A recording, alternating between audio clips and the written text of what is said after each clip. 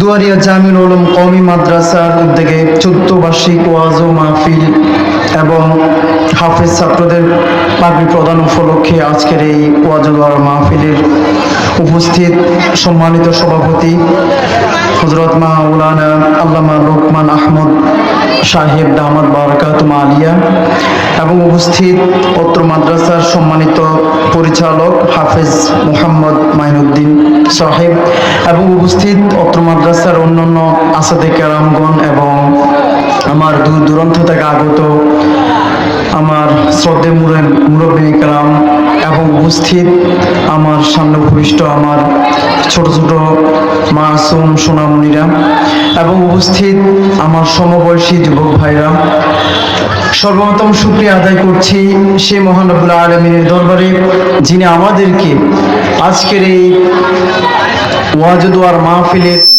চমৎকার একটি জান্নাতের বাগানে আমাদেরকে রব্বে কারীম উপস্থিত হওয়ার তৌফিক দান করেছেন।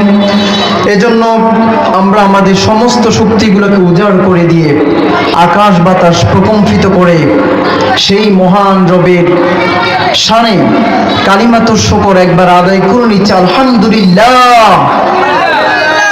সকলে আমার সাথে পড়ুন, হামদান কাসীরান তাইয়িবান মুবারাকান ফি লাকাল হামদু বিল কুরআন লাকাল হামদু বিল ইসলাম। প্রশংসা করলাম কার? জীবনের প্রতিটি ক্ষেত্রে প্রতিটি পড়তে আমরা সুখে থাকি কিংবা দুঃখে থাকি, একজনের জন্য প্রশংসা হবে, তিনি কে? আল্লাহ। সম্মানিত ঐতিহ্যবাহী দুয়ারিয়ার যুব সমাজবাসী এবং সকল জনগণকে লক্ষ্য করে আমি একটি কথা বলতে চাই। আজকের এই ওয়াজ ও দোয়ার মাহফিল এই গ্রামের জন্য রহমত না গজব? বলেন তো। রহমত। নবী করিম সাল্লাল্লাহু আলাইহি সাল্লাম হাদিসের মধ্যে ইরশাদ করেন, মাজালিসুল ইলমি রাওরাতুম মির রিয়াদিল জান্নাহ। তাফসীর কোরআন মাহফিল এবং ওয়াজ দোয়ার মাহফিল, এই সমস্ত যে কোরআন হাদিসের যে মজলিসগুলো, এই মজলিসগুলো হচ্ছে জান্নাতের বাগান। বলেন না সুবহানাল্লাহ। আমি দুয়ারিয়ার সমস্ত যুব সমাজকে লক্ষ্য করে বলছি, আজকে যে মাহফিল, আগামীকাল চাইলেও আমি আপনি এটাকে ধরে রাখতে পারবো না, চাইলেও বসতে পারবো না। অতএব আমি সবাইকে লক্ষ্য করে বলছি, ঐতিহ্যবাহী দুয়ারিয়ার সমস্ত ভাই বোনদেরকে লক্ষ্য করে বলছি, আজকের মাহফিলটা যেহেতু আমাদের জন্য রহমত, সুতরাং আসুন সমস্ত কাজকে আমরা দূরে ঠেলে দিয়ে অন্ততপক্ষে এই জান্নাতের যে চমৎকার একটা বাগান হাফেজ মোহাম্মদ মঈনুদ্দিন সাহেব চমৎকার একটা বাগান সাজিয়েছেন আপনাদের প্রচেষ্টার মাধ্যমে, এই বাগানকে যদি আপনারা যদি অলঙ্কিত করতে চান তাহলে আসুন এদিক সেদিক ঘুরাফিরা না করে মাহফিলের প্যান্ডেলে এসে আসার জন্য আমি অভিনব করছি। কারণ আপনারা যদি এই মাহফিলে যদি না আসেন তাহলে এই মাহফিলের সৌন্দর্যটা হারিয়ে ফেলবে, কথা ঠিক কিনা? এজন্য আমি সবাইকে করজোড় করে আমি আবারও বলছি, অনুরোধ করছি, আপনারা যারা আপনাদের কানে যাদের মাইকের আওয়াজ যাচ্ছে, দয়া করে আপনারা মাহফিলের প্যান্ডেলে এসে উপস্থিত হওয়ার জন্য আমি অনুরোধ করছি। মাদ্রাসা শিক্ষার উপকারিতা, মাদ্রাসা শিক্ষার প্রয়োজনীয়তা বনাম জাগতিক শিক্ষা। আপনি যদি আপনার সন্তানকে যদি ধর্মীয় শিক্ষায় যদি শিক্ষিত করে যদি গড়ে তোলেন, তাহলে এই দুনিয়াবি জগতে এই জাগতিকে কি উপকারিতা রয়েছে এবং মরণকালে কি উপকারিতা রয়েছে এবং পরকালে কি উপকারিতা রয়েছে সেই বিষয় নিয়ে আলোচনা করব। পাশাপাশি বনাম জাগতিক শিক্ষায় যারা শিক্ষিত করে গড়ে তোলেন, যদি আপনি আপনার সন্তানকে আপনি ওসি, ডিসি, এসপি, ম্যাজিস্ট্রেট, সাংবাদিক, বুদ্ধিজীবী, গবেষক, দার্শনিক যাই বানান না কেন, আপনার সন্তানকে যদি আপনি যদি ধর্মীয় শিক্ষা যদি শিক্ষিত করে যদি গড়ে না তোলেন, তাহলে এই সন্তান আপনার জন্য কাল হয়ে দাঁড়াবে, কথা ঠিক কিনা? সম্মানিত হাজরিন, বহু আমরা দেখেছি আইএ, বিএ, এমএ, বড় OC, DC, SP, magistrate, BCS cadre হয়েছে, কিন্তু তার মা বাবাকে সে ওল্ড হোম, বৃদ্ধাশ্রমে প্রেরণ করেছে। কথা ঠিক কিনা? অসংখ্য ঘটনা আমাদের সামনে আমরা দেখতে পাই। যদি আপনারা যদি সজাগ দৃষ্টি রাখেন, যদি পত্রিকার দিকে যদি চোখে চোখ রাখান, যদি আপনি যদি মিডিয়া দেখেন, তাহলে আপনি দেখবেন সন্তানকে একজন মা বাবা কত কষ্ট করে নিজে না খেয়ে মানুষ করা। কথা ঠিক কিনা? মা বাবার মতো কি পৃথিবীতে কোনো আপনজন আছে? আহা, সেই মা বাবাকে বৃদ্ধাশ্রমে প্রেরণ করে। আহা, এই জন্য তার একটাই কারণ, যেহেতু তার জাগতিক শিক্ষার মধ্যে ধর্মীয় শিক্ষাটা ছিল না, এই জন্য সে মা বাবাকে কোনো কদর করে না। কথা ঠিক কিনা? সম্মানিত হাজরিন, এই জন্য মা বাবার মতো আপনজন কেউ হতে পারে না। মা বাবার মতো এই দুনিয়ায় কেউ নাই, আর কেউ নাই। মা বাবার মতো এই দুনিয়ায় কেউ নাই, আর কেউ নাই। সবাই তোমায় ভুলে গেলে, সবাই তোমায় ভুলে গেলে, ভুলবে না তারা তোমায়। মা বাবার মতো এই দুনিয়ায় কেউ নাই, আর কেউ নাই। আছে নাকি? নাই। অথচ সেই যারা দুনিয়ার জাগতিক বড় বড় শিক্ষিত এডুকেটেড পার্সন হয়, তারা মা বাবাকে বৃদ্ধাশ্রমে প্রেরণ করে। তার একটাই কারণ, আপনি আপনার সন্তানকে জাগতিকভাবে বড় শিক্ষায় শিক্ষিত করেছেন, কিন্তু আপনার সন্তানকে আপনি প্রাথমিক যে শিক্ষা, একেবারে যে শুরুর যে শিক্ষা, ইকরা বিসমি রাব্বিকাল্লাযী খলাক, খলাকাল ইনসানা মা লাম ইয়ালাম, আপনার শিক্ষা যদি আল্লাহর নাম নিয়ে যদি আপনি যদি আপনার সন্তানকে যদি সুশিক্ষায় শিক্ষিত করে গড়ে তুলতেন, তাহলে আপনার সন্তান আপনার জন্য কখনো কাল হয়ে দাঁড়াতো না। কথা ঠিক কিনা সম্মানিত হাজরিন? এই জন্য আর 1 মাস পরে নতুন বছর শুরু হতে যাচ্ছে। ইনশাআল্লাহ আপনারা আমার আলোচনার শোনার মধ্য দিয়ে বুঝতে পারবেন, আপনি যদি আপনার সন্তানকে যদি মাদ্রাসা শিক্ষা যদি গড়ে তোলেন, আপনি যদি আপনার সন্তানকে এই চমৎকার যে একটা বাগান আমাদের সম্মানিত মহোদয় হুজুর সাজিয়েছেন, এই দুবারিয়া জামিলুল কওমি মাদ্রাসা যদি আপনার একটা সন্তানকে যদি দ্বীনে শিক্ষা শিক্ষিত করে যদি গড়ে তুলতে পারেন, তাহলে ইনশাআল্লাহ আপনি জাগতিকভাবে উপকার হাসিল করবেন, এবং পরকালেও আপনার জন্য নাজাতের ব্যবস্থা হয়ে যাবে কি যাবে না বলেন তো? অবশ্যই নাজাতের ব্যবস্থা হয়ে যাবে। সম্মানিত হাজরিন, আপনি যদি আপনার সন্তানকে যদি দুনিয়াবী শিক্ষায় যদি শিক্ষিত করে যদি গড়ে তোলেন, আখিরাতের শিক্ষায় যদি শিক্ষিত করে গড়ে না তোলেন, এই সন্তান কিয়ামতের দিন আপনার জন্য মামলা দায়ের করবে। সন্তান বলবে, আল্লাহ, দুনিয়াতে আমি ভাত খাইনি, খাওয়া দাওয়া করিনি, আমার মা বাবা আমাকে গালি দিয়েছে, আমি কেন ভালো রেজাল্ট করে নাই, আমার মা বাবা গাল মন্দ করেছে, আমি কেন মাদ্রাসা যাইনি, আমার মা বাবা গাল মন্দ করেছে, আমি কেন ঠিকঠাক মতো খাওয়ার দাওয়ার করি নাই, আমার মা বাবা আমাকে গালিগালাজ করেছে। ও আল্লাহ, আমি কেন নামাজ পড়ি নাই, কখনো আমার মা বাবা আমাকে বলে নাই। ও আল্লাহ, আমি কেন নামাজ পড়ি নাই, আমার মা বাবা আমাকে বলে নাই। আমি কেন রোজা রাখিনি, আমার মা বাবা আমাকে বলে নাই।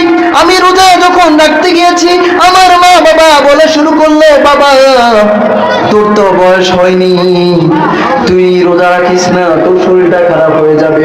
বাবা তোর উপর তো নামাজ ফরজ হয়নি, তুমি আরেকটু ঘুমাও, নামাজ পড়া দরকার নাই। এই সন্তান আপনার বিরুদ্ধে মামলা দায়ের করবে, বলবে, আল্লাহ, দুনিয়াতে কেন আমি ঠিকঠাক মতো খাবার খাইনি, ঠিকঠাক মতো কেন স্কুলে যাইনি, আমার মা বাবা আমাকে গালিগালাজ করেছে। ও আল্লাহ, আমি যে কখনো নামাজ পড়ি নাই, রোজা রাখি নাই, দিনই কেন কোরআন আমাকে তো আল্লাহ তারা আমাকে কখনো নামাজ পড়ার জন্য বলে নাই, রোজা রাখার জন্য বলে নাই, তারা তো কখনো আমাকে কোরআন শিক্ষিত করে গড়ে তোলে নাই। ও আল্লাহ, ওয়াকালু রব্বানা আরিনাল লাযাইনি আদাল্লানা মিনাল জিন্নি ওয়াল ইনসি নাজআলহুমা তাহতা আকদামিনা লিয়াকুনা মিনাল আসফালিন। ও আল্লাহ, আমার মা বাবাকে আমাকে দেখিয়ে দাও, আজকে আমি একা একই জাহান্নামে যাব না, আজকে আমি তাদেরকে পায়ের তলায় পিষ্ট করে তাদেরকে পদলিত করে, ও আল্লাহ, আমি জাহান্নামে যাব। কারণ দুনিয়াতে তারা তো আমাকে ধর্মীয় শিক্ষিত করে গড়ে তুলে নাই।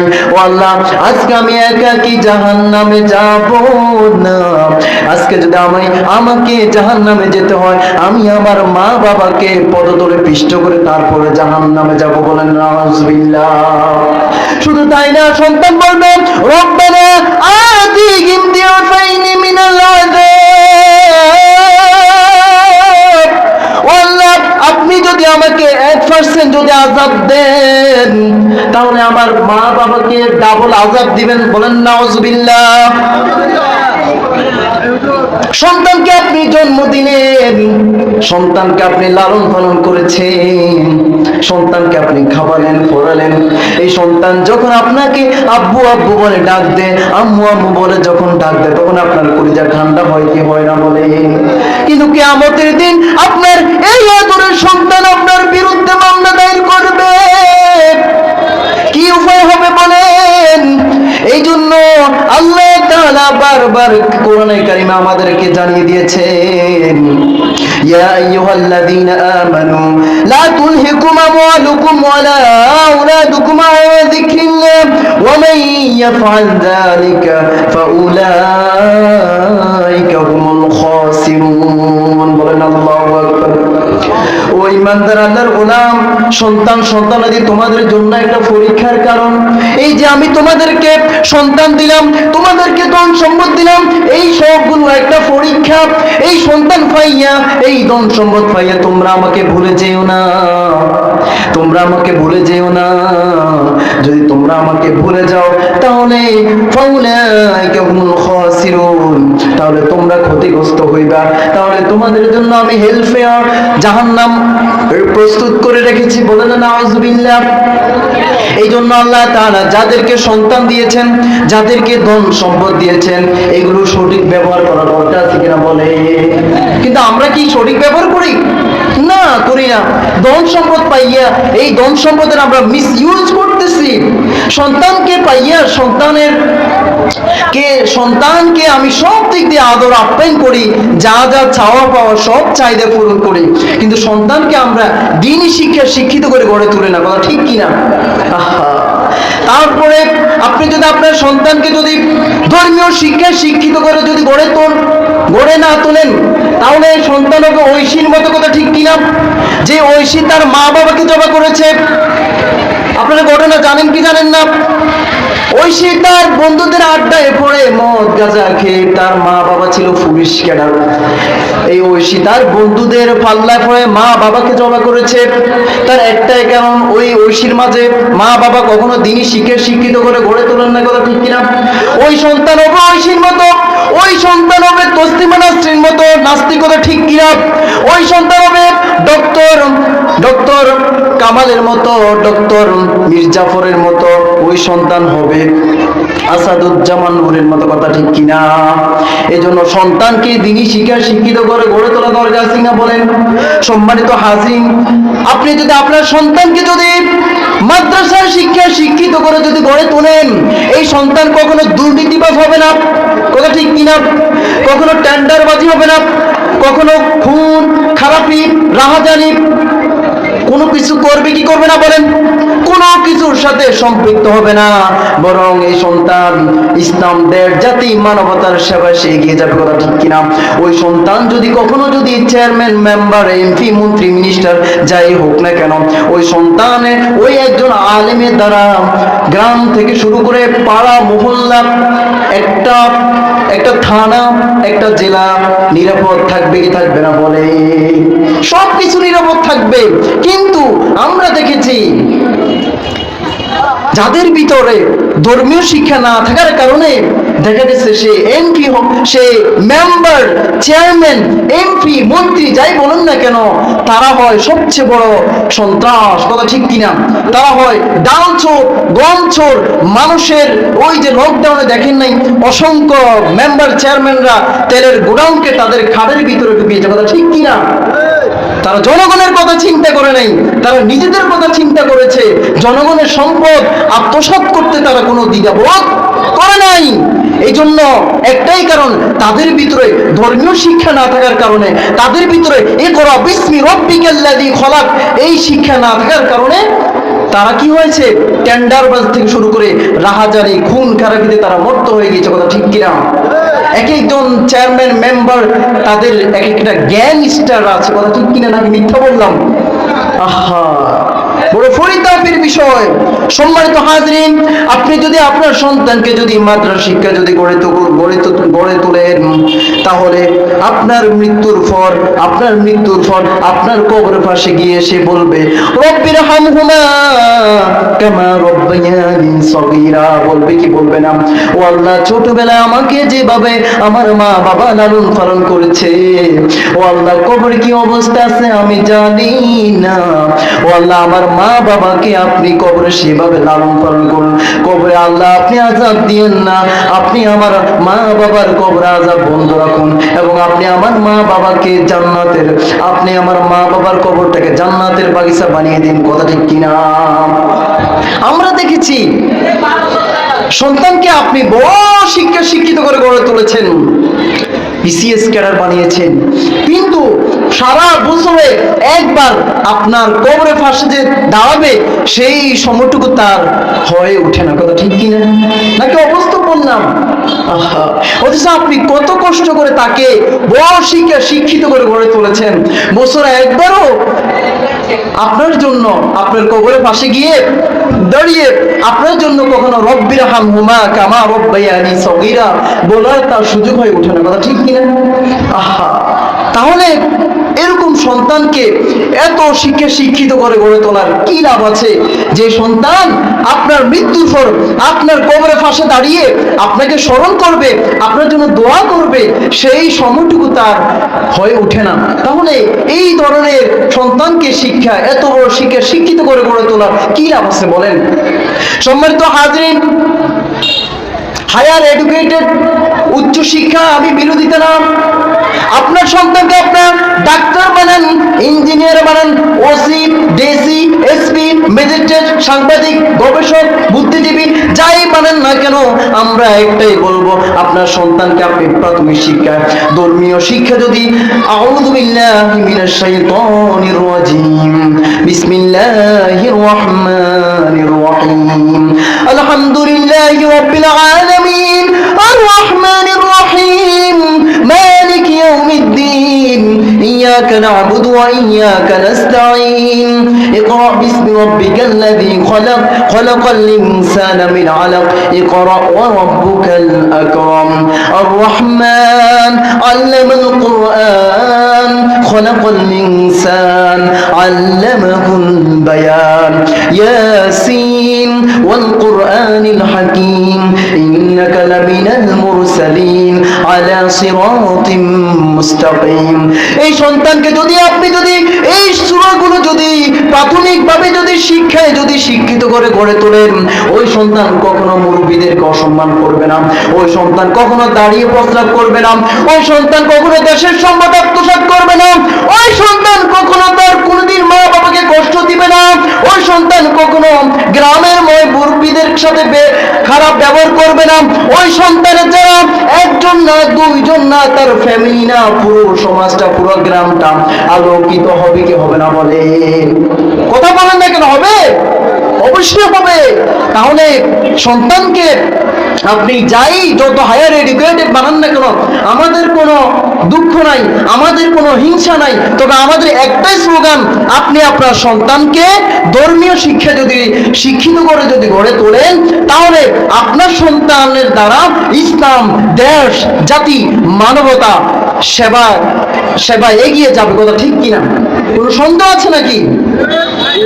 সম্মানিত হাজরিন, শুধু তাই না, এই ছাড়া আরো অনেক দুনিয়াবী উপকারিতা রয়েছে।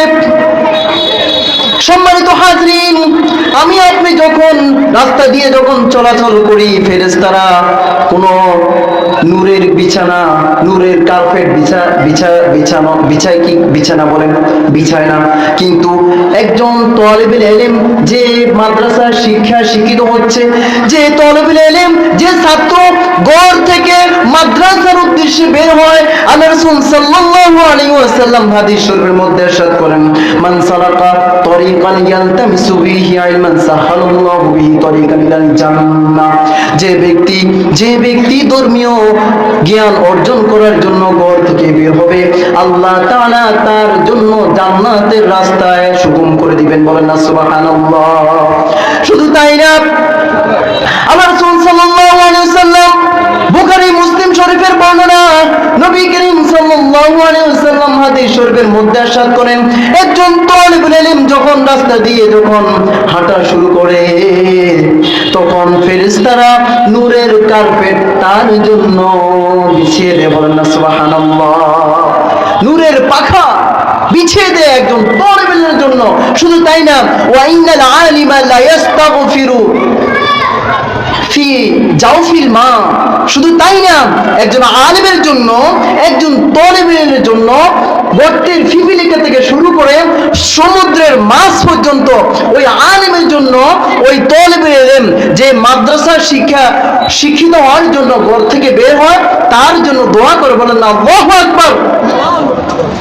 এমন অবস্থা যদি ওই তালিবুল ইলম মারা যায়, তাহলে আল্লাহ রাসূল বলেন তার জন্য, তার মৃত্যুটা জান্নাতে যাওয়ার জন্য একেবারে সুগম করে দেন। বলেন না সুবহানাল্লাহ। তাহলে আপনি কেন আপনার সন্তানকে কেন মাদ্রাসা পড়াবেন না? এই জন্য আপনাদের কাছে রিকোয়েস্ট, আপনাদের সন্তান যদি 3 জন থাকে, আমি একেবারে রিকোয়েস্ট করব, একজনকে হলেও অন্তত পক্ষে এই দুয়ারিয়া জামিল উলুম কওমি মাদ্রাসা আপনারা ভর্তি করিয়ে দেন। ইনশাআল্লাহ 1 মাস পর নতুন বছর শুরু হতে যাচ্ছে। আপনি দেখুন না, আপনার সন্তানকে মাদ্রাসাকে গড়ে তোলেন, দেখবেন সন্তানকে যদি আপনি যদি মাদ্রাসা পড়ান, তাহলে তাদের মাঝে কয়েকটা চমৎকার বৈশিষ্ট্য লক্ষ্য করা যায়। ওরা যখন রাস্তা দিয়ে হেঁটে চলাফেরা করে, তখন সবাইকে সালাম দেয় কি দেয় না? বলেন, সবাইকে সালাম দেয়। শুধু তাই না, তারা সদা সর্বদা অবস্থা পড়তে থাকে, আখলিস দীনাকা ইয়াখফিকাল আমালুল কলিল। কথা ঠিক কিনা? সম্মানিত হাজরিন, আপনি কি আপনার সন্তানকে সুশিক্ষায় শিক্ষিত করবেন নাকি জাগতিক শিক্ষায় আপনি শিক্ষিত করবেন, সেটা আপনার বিষয়। আপনার সন্তানকে কি আপনি ওই যে তলাবুল ইলমি ফারিদাতুন আলা কুল্লি মুসলিম, আপনার সন্তানকে কি আখলিস দীনাকা ইয়াকফিকাল আমালুল কলিল এই হাদিসটি পড়াবেন, নাকি ওই যে ক্রিং ক্রিং সাইকেলওয়ালা ফেরিওয়ালা যায়, নাকি কিভাবে হাঁস ডাকে, রাজা হাঁস ডাকে, ওই যে হাট্টিমা টিম টিম, তাদের খাড়া দুটি ঠিং, তারা মাঠে খায় ডিম, এই শিক্ষা শিক্ষিত করবেন, নাকি আপনার সন্তানকে রব্বির হামহুমা কামা রব্বায়ানি সগীরা এই শিক্ষায় শিক্ষিত করে গড়ে তুলবেন, সেটা আপনার বিষয়। আমি আপনাদেরকে অনুরোধ করছি, আপনার সন্তান যদি কয়েকজন থেকে থাকে, আপনি আপনার সন্তানকে একজনকে হলো মাদ্রাসা শিক্ষা গড়ে তোলেন, তাহলে আশা করা যায় মৃত্যুর পর আপনার কবরের পাশে গিয়ে সব সময় সন্তান আল্লাহর দরবারে হাত তুলে সূরা ইয়াসিন পড়ে আপনার জন্য দোয়া করবে। এই কথা ঠিক না বে? ঠিক বলেন। সম্মানিত হাজরিন, এই হচ্ছে জাগতিক শিক্ষার উপকারিতা। এখন আলোচনা করব, আপনি যদি আপনার সন্তানকে যদি মাদ্রাসার শিক্ষা যদি গড়ে তোলেন, এছাড়া মরণকালেও উপকারিতা আছে। কি কালে বলেন? মরণকালেও কি আছে বলেন? উপকারিতা আছে। আপনার সন্তানকে যদি আপনি যদি মাদ্রাসা শিক্ষা যদি গড়ে তোলেন, এই সন্তানের মৃত্যু হবে ঈমানের সহিত মৃত্যু। বলেন না সুবহানাল্লাহ। কোনো সন্দেহ নাই, আছে নাকি? যে সন্তান আজীবন কোরআন হাদিস পড়েছে, এই সন্তান যে আলেম সব সময় মাওলা ফকির জিকির করেছে, সেই আলেমকে, সেই তলেবে ইলমকে আল্লাহ তাআলা কি বেঈমানের মৃত্যু দিবেন নাকি? আশা করা যায় না। অবশ্যই তার মৃত্যুটা ঈমানি মৃত্যু হবে। কথা ঠিক কিনা? শুধু তাই না, সম্মানিত হাজরিন, একজন সন্তানকে যদি আপনি যদি মাদ্রাসা শিক্ষা যদি গড়ে তোলেন, কবর জগতে উপকারিতা রয়েছে। কি জগতে বলেন? কবর জগতে উপকারিতা রয়েছে, সেটা আমরা একটু পরে আসছি। তো যাই হোক, মরণকালে উপকারিতা রয়েছে। কি উপকারিতা? চমৎকার একটা ঘটনা বলবো। তাফসিরে কাবির, নাম কি? তাফসিরে কাবিরের লেখক আল্লামা ফখরুদ্দিন রাজি রাহিমাহুল্লাহ তার তাফসিরের মধ্যে একটা ঘটনা নিয়ে আসছেন। একজন লোক আজীবন সে গুনার কাজ করেছে। আজীবন কিসের কাজ করেছে বলেন? গুনার কাজ করেছে। কিন্তু তারপরও সে আল্লাহর স্মরণ থেকে কখনো হতাশ হয়নি। মৃত্যুকালে তার সন্তানকে ওসিয়ত করে গিয়েছে, ও আমার প্রাণের বিবি, আমি তো তেমন কোনো ভালো কাজ করে যেতে পারিনি, আমার মৃত্যু এসে গিয়েছে, আমি তোমার কাছে রিকোয়েস্ট করে যাচ্ছি, দুনিয়াতে তোমার যে উদরে যে আমার যে সন্তান আছে, এই সন্তানকে তুমি সর্বপ্রথম মাদ্রাসায় প্রেরণ করবে, সর্বপ্রথম তাকে মক্তবে প্রেরণ করবে, সর্বপ্রথম তাকে দ্বীন শিক্ষা শিক্ষিত করবে। যাই হোক, এই ওসিয়ত করার মধ্য দিয়ে ওই ব্যক্তি ইন্তেকাল করেছে। কিসের ঘটনা তুলে ধরছে বলেন? তাফসিরে কাবির মধ্যে আসছে, আল্লামা ফখরুদ্দিন রাজি রাহিমাহুল্লাহ। তো যাই হোক, এই ব্যক্তি মারা গিয়েছে। দেখুন, সন্তানকে মাদ্রাসা শিক্ষিত করলে কি লাভ দেখেন। শুধুমাত্র জাগতিক উপকারিতা না, বরং আপনি যখন কবরে চলে যাবেন, এই কবরের মতো উপকারিতা আছে না নাই বলেন তো? অবশ্য আছে। ঘটনা শুনলে বুঝতে পারবেন। তো যাই হোক, এই ব্যক্তি মারা গিয়েছে। তো যাই হোক, মৃত্যুর পরে ওই যে তার সন্তান দুনিয়াতে আসছে, আসার পর এই সন্তান যখন বড় হতে লাগলো, বড় হয়ে যাওয়ার পর তার স্ত্রী সর্বপ্রথম তাকে মাদ্রাসায় প্রেরণ করেছে, সর্বপ্রথম তাকে মুক্তবে প্রেরণ করেছে। সন্তানকে যখন মুক্তবে প্রেরণ করেছে, মুক্তবে প্রেরণ করার পর ওই সন্তান সর্বপ্রথম কি পড়ে বলেন? আমরা যখন আমাদের সন্তানকে যখন মাদ্রাসায় মুক্তবে প্রেরণ করি, সর্বপ্রথম সে কি পড়ে বলেন? আউযু বিল্লাহি মিনাশ শাইতানির রাজিম, বিসমিল্লাহির রাহমানির রাহিম। কোরআন শিখাও ছেলে মেয়েকে, ওহে মুসলমান, জান কবজের সময় তোমার হইবে রে আসান। কথা ঠিক কিনা? কথা ঠিক কিনা? জান কবজের সময় তোমার হবে রে আসান। ওই সন্তান যখন মাদ্রাসার মধ্যে সর্বপ্রথম বিসমিল্লাহির রহমানির রহিম যখন এই বাক্যটা পড়া শুরু করলো, সাথে সাথে তার বাবার কবর আযাব বন্ধ হয়ে গেল। বলেন আল্লাহু আকবার।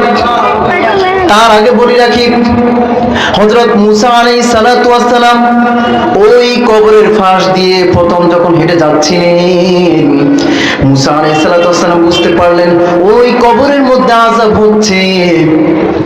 মুসা আলাইহিস সালাতু ওয়াস সালাম যখন তার ওই যে তুর পাহাড়ে আল্লাহর সাথে যখন কথাবার্তা শেষ করে যখন দ্বিতীয়বার ওই কবরের পাশ দিয়ে যখন তিনি হাঁটা শুরু করলেন, তখন তিনি ওই কবরের মধ্যে আর কোনো আযাব হচ্ছিল না। তখন মুসা আলাইহিস সালাতু ওয়াস সালাম আল্লাহকে প্রশ্ন করলেন, ও আল্লাহ, ও রব্বুল কারীম, কেন আযাব হচ্ছে না? কি কারণে এই পাপিষ্ঠ ব্যক্তির কবর হঠাৎ করে কবর আযাব বন্ধ হয়ে গেল? তখন মুসা আলাইহিস সালাতু ওয়াস সালামকে উক্ত ঘটনা আল্লাহ তাআলা তুলে ধরলেন। ওই সন্তান যখন মাদ্রাসার মধ্যে সর্বপ্রথম বিসমিল্লাহির রহমানির রহিম, অর্থ কি বলেন? পরম করুণাময় অসীম দয়ালু আল্লাহর নামে শুরু করছি। ও মুসা, এই সন্তান যখন মাদ্রাসায় গিয়ে যখন সর্বপ্রথম যখন আমাকে বলল আমি রহমান, আমি নাকি রহিম, ও মুসা আমি কিভাবে সহ্য রহমান রহিম বলার পর আমি তো দয়াময়, আমি তো রহমান রহিম।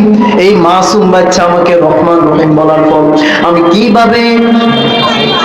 কিভাবে সহ্য করি, আমি কিভাবে সহ্য করব তার বাবার, তার আব্বা জনের কবরে আযাব দি। অথচ এই মাসুম বাচ্চা যার কোনো অপরাধ নাই, সে আমাকে রহমান বলেছে, সে আমাকে রহিম বলেছে। ও মুসা, এই কারণে আমি তার আব্বা জনের কবর আযাব মাফ করে দিয়েছি। বলেন না সুবহানাল্লাহ। তাহলে সন্তানকে দ্বীনি শিক্ষা শিক্ষিত করলে বলেন দুনিয়াবি লাভের সাথে সাথে যা কবরের লাভ আছে না নাই বলেন? আপনি চলে যাবেন কিন্তু আপনার কবরে সওয়াব পৌঁছতে থাকবে। রাসূল বলেন ইযা মাতাল ইনসান ইনকাতা আনহু আমালুহু ইল্লা মিন সালাস, ইল্লা মিন সাদাকাতিন জারিয়াতিন আও ইলমিন ইউনতাফা বিহি আও ওয়ালাদিন সালিহিন ইয়াদউ লাহু। মানুষ যখন মারা যায় তখন তার সমস্ত আমল বন্ধ হয়ে যায়, কেবল 3টা আমল জারি থাকে। কয়টা আমল? 3টা আমল। তার মধ্যে একটি হচ্ছে ওই সন্তান, ওয়ালাদুন সালিহিন ইয়াদউ লাহু। কোন যদি নেককার সন্তান আপনি দুনিয়াতে রেখে যেতে পারেন, আপনি চলে গেলেন কোনো অসুবিধা নাই, আপনি কবরে আছেন কোনো অসুবিধা নাই। এই সন্তান যতদিন নেক আমল করবে, যতদিন তার দাওয়াতে যতজন মানুষ হেদায়েতের পথে আসবে, ততদিন পর্যন্ত কবরে আপনার 1% সওয়াব আপনার কবরে যেতে থাকবে। বলনা সুবহানাল্লাহ। এইভাবে কিয়ামত পর্যন্ত আপনার সন্তানের দ্বীনের দাওয়াতের কারণে যতজন মানুষ হেদায়েত হবে, কিয়ামত পর্যন্ত একটা সওয়াবের পার্সেন্টেজ আপনার কবরে পৌঁছতে থাকবে। বলেন না সুবহানাল্লাহ। সম্মানিত হাজিরিন, আসুন আমরা আমাদের সন্তানকে দ্বীনি শিক্ষা শিক্ষিত করে গড়ে তুলি। আমরা আমাদের সন্তানকে এই চমৎকার যারা বাগান সাজিয়েছেন, যাদের প্রচেষ্টার মাধ্যমে এই চমৎকার গ্রামের ভিতরে এত চমৎকার চোখ কারা একটা চমৎকার বাগান সাজিয়েছেন, যে সমস্ত উলামায়ে কেরাম, আপনাদের দায়িত্ব হচ্ছে একটা সন্তানকেও মাদ্রাসা শিক্ষিত করে গড়ে তোলা। কথা ঠিক কিনা? তো যাই হোক, যে কথাগুলো বললাম, আল্লাহ তাআলা আমাদের সন্তানকে যেন আমরা দ্বীনি শিক্ষা শিক্ষিত করে গড়ে তুলতে পারি, যেন আমাদের সন্তানগুলো যেন দুনিয়া যেন চোখ যেভাবে আমরা তাকালে আমাদের চক্ষু শীতল হয়ে যায়, যেন এই সন্তানগুলো আমাদের জন্য যেন পরকালে যেন আমাদের জন্য সুপারিশ করতে পারে, সেই আশাবাদ ব্যক্ত রেখে আমি আমার সংক্ষিপ্ত আলোচনা এখানে শেষ করলাম।